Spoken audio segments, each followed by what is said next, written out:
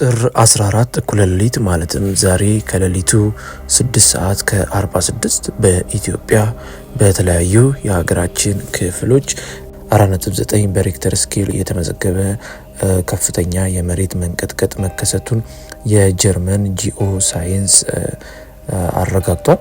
በአዲስ አበባ ጭምር የተሰማና ከአፋር አካባቢ የተነሳው ይህ የመሬት መንቀጥቀጥ 4.9 በሬክተር ስኬል እየተመዘገበ እንደሆነ የተገለጸ ሲሆን እንዳልናችሁ እንግዲህ በመሃል አዲስ አበባ ጭምር ንዝረቱ ይሰማ እንደነበረ በተለያዩ አካባቢ የሚኖሩ የአዲስ አበባ ነዋሪዎች በተለያዩ ሶሻል ሚዲያ ላይ ሀሳባቸውን እያጋሩ ይገኛሉ።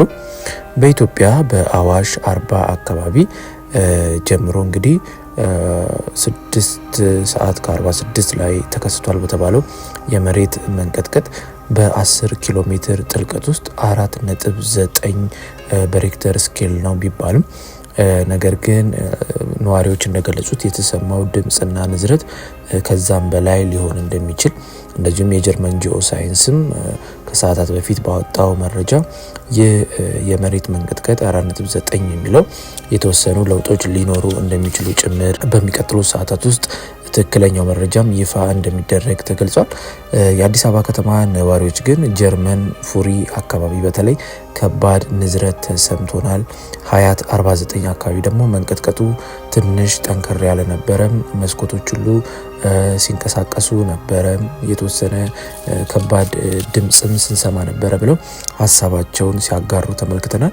ካለፉት 30 ቀናት ወዲህ በትናንትናው ዕለት ምንም አይነት የመሬት መንቀጥቀጥ ሳይከሰት ቢውልም ትናንትና ከትናንት በስቲያ ማለት ነው ባለፉት 2 ቀናት ያልተመዘገበውን ጭምር ለማካካስ በሚመስል ሁኔታ በዛሬው ቀን በተመዘገበው 4.9 ነው በተባለው የመሬት መንቀጥቀጥ ግን ትንሽ ከባድ ስሜትና ክስተትን ፈጥሮ እንደነበረ ያገኘነው መረጃ ያሳያል።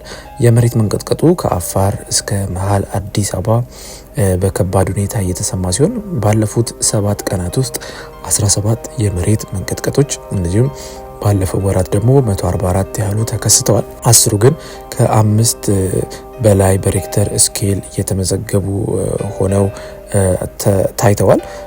ባለፈው አመት ደግሞ በአጠቃላይ 165 የተከሰቱ ሲሆን የዚህ አመት ግን በዚህ ወር ማለት ነው የተከሰተው ከሁሉም የሚበልጠውና በሀገሪቱ ውስጥ የመጀመሪያው ነው ተብሎለታል። በአዋሽ አካባቢ የተከሰተው ይህ አስደንጋጭ ክስተት የአየር መንገድ በረራን ጭምር አቅጣጫ እስከ ማስቀየር የደረሰ እንደሆነ ደግሞ የተዘገበ ሲሆን አዋሽ አካባቢ እየተከሰተ ያለው የእሳተ ገሞራ ልቀት የአውሮፕላን ጉዞዎችን አቅጣጫ ማስቀየር ጀምሯል። ላለፉት በርካታ ወራት አዋሽ አካባቢ እየተከሰተ ያለው የመሬት መንቀጥቀጥ ያስከተለው የእሳተ ገሞራና ተያያዥ የተፈንጣሪ ልቀት ኢትዮጵያ ውስጥ የአውሮፕላን ጉዞዎችን ጭምር ማስተጓጎል ጀምሯል ተብሏል። ከፍላይት ራዳር እንደዚሁም ከአንድ የኢትዮጵያ አየር መንገድ የስራ ኃላፊ ማረጋገጥ እንደተቻለው እሳተ ገሞራው ወደ አየር እየለቀቀ ያለው አቧራ መሰል ቅንጣት ወይም ደስት ፓርቲክል አውሮፕላኖች ጉዟቸውን እንዲቀይሩ ማስገደድ እንደጀመረ አረጋግጧል። እስከ ባለፈው ቅዳሜ ምሽት ድረስ በዚህ ምክንያት መስተጓጎል ነበር ያሉት የአየር መንገድ ሰራተኛ ወይም በዚህ ጉዳይ ላይ የሚሰሩ ግለሰብ ለመሰረት ሚዲያ እንደተናገሩት አሁን ላይ ስላለው ሁኔታ አጣርተው መረጃ እንደሚሰጡም ጭምር አረጋግጠዋል።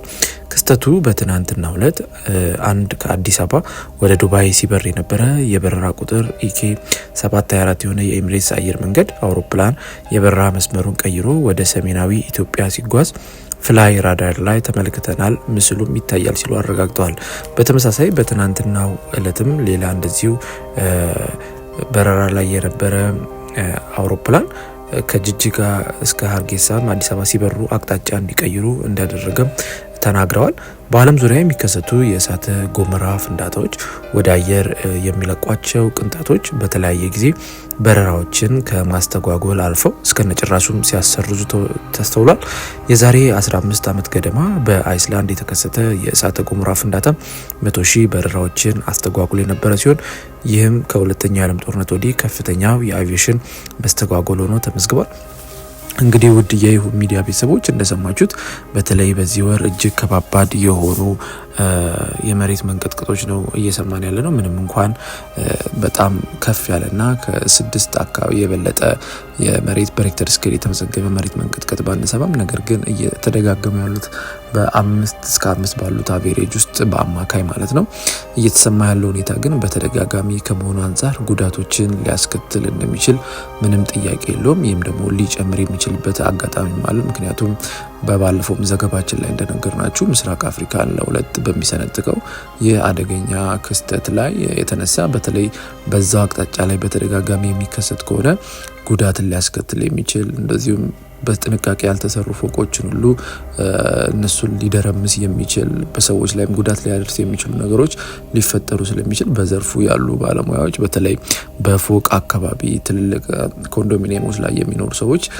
እንደዚህ አይነት ድምጾችን በሚሰሙበት ሰዓት ጥንቃቄ መውሰድ እንዳለባቸው፣ በተለይ ደግሞ አደጋው በብዛት በሚከሰትባቸው አካባቢ ያሉ ሰዎች ራሳቸውን ከዛ አካባቢ ወደ ሌላ አካባቢ መሄድ ቢችሉ የተሻለ አማራጭ ነው ሲሉ ተመልክተናል። ምክንያቱም በሬክተር ስኬል መጨመሩ ብቻ ሳይሆን ያ ንዝረት በተደጋጋሚ በአንድ አቅጣጫ ላይ የሚከሰት ከሆነ ያንን ቦታ የመክፈል አጋጣሚው እጅግ ሰፊ ነው። ምክንያቱም እንደሰማን እንዳለ ነው ደግሞ ከአፋር አዋሽ አካባቢ የሚሰማው ይህ ድምጽ በተመሳሳይ ጊዜ በተለይ ሀያት ጀሙ ምናምን የሚኖሩ ሰዎች ላይ በዛ አካባቢ ላይ በተደጋጋሚ ንዝረቱ በተለይ ባለው በዚህ ወር ውስጥ እንዳልናችሁ እንግዲህ በጣም ብዙ የመሬት መንቀጥቀጥ ነው የተከሰተው። ትናንትና ከትናንት ወዲያ ውጪ በዚህ ወር ውስጥ እንግዲህ በተደጋጋሚ በየቀኑ ማለት ይቻላል ሲከሰት ነበረ። ይህም ሬክተር ስኬሉ እንኳን ባይጨምር በዛው የመሬት አቅጣጫ ላይ ንዝረቱ የሚቀጥል ከሆነ ያንን የመሬት ፓርት እየከፈለው የሚሄዱና በተለይ በትልልቅ ቢልዲንጎች ላይ እንዳልናችሁ አደጋ የማድረስ አቅሙ እጅግ ከፍተኛ እንደሆነ እየተገለጸ ነው። ስለዚህ በዛ አካባቢ የሚኖሩ ሰዎች ከፍተኛ ጥንቃቄ ማድረግ እንዳለባቸው፣ ነገሩን በቸልተኝነት ስለተደጋገመ በመልመድ መልኩ ሳይሆን ሁሌ ከዚህ በላይ ከፍ ሊል እንደሚችልም ማወቅ ያስፈልጋል። ለምሳሌ ዛሬም በተከሰተው የመሬት መንቀጥቀጥ 4.9 ነው ይባል እንጂ የተሰማው ድምጽ ግን ከዚህ በላይ በመሆኑ የተነሳ እንደዚሁም የጀርመን ጂኦ ሳይንስ ይፋ ባደረገው መረጃ መሰረት ገና አጣርቶ ደግሞ በነገው ጠዋት ወይም ከሰዓት አካባቢ ትክክለኛው የሬክተር ስኬል መረጃ ይፋ እንደሚያደርግ ስለገለጸ አሁንም ከፍተኛ ጥንቃቄ ማድረግ ይገባል ብለን እናስባለን።